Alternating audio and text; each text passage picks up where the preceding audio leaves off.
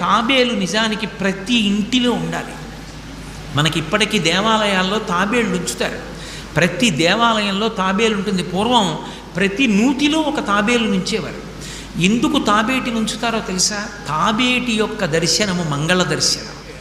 తాబేటి వంక చూస్తే మంగళం. అందుకే ఇంట్లో కనీసం తాబేలు బొమ్మ అట్టి ఉంచుకుంటారు. ఉంచుకుని ఒకసారి ప్రయత్నపూర్వకంగా దాని వంక చూస్తారు.